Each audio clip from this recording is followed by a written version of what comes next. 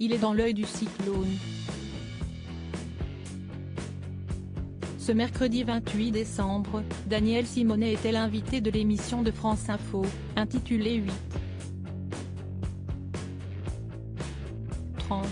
Interrogé sur l'affaire Adrien Quatennens, qui a été condamné à 4 mois de prison avec sursis et 2 000 € de dommages et intérêts pour violence envers sa compagne, la députée La France Insoumise n'a pas mâché ses mots. On est un mouvement, la France Insoumise, qui portons un sujet ambitieux.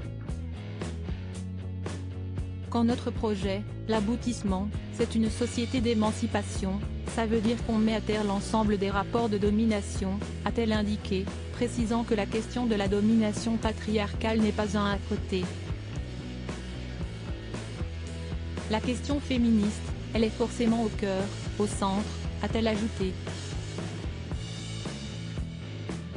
Daniel Simonet a également profité de l'occasion pour revenir sur la suspension de 4 mois d'Adrien Quatennens de son groupe à l'Assemblée nationale, annoncée le 13 décembre dernier.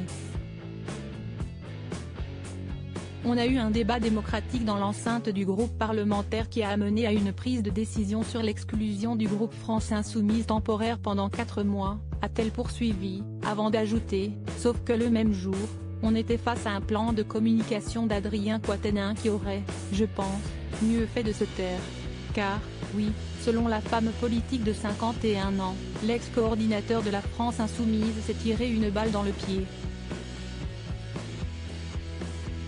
Il s'est mis dans une situation de recherche de défense qui reprend tous les arguments masculinistes, a-t-elle souligné.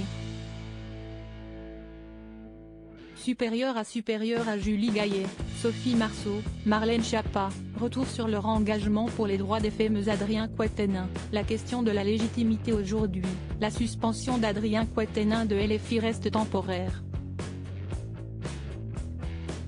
Cependant, Daniel Simonet a rappelé que si l'homme politique souhaitait revenir au sein de son parti politique, il devrait alors faire face à la question de la légitimité.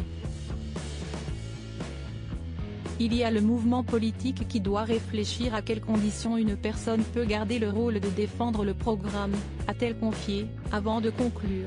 La question que je me suis toujours posée c'est, quelles peuvent être les conditions qui font qu'un député, qui a commis des violences faites aux femmes, peut être utile à la lutte contre les violences faites aux femmes. Article écrit en collaboration avec 6 médias.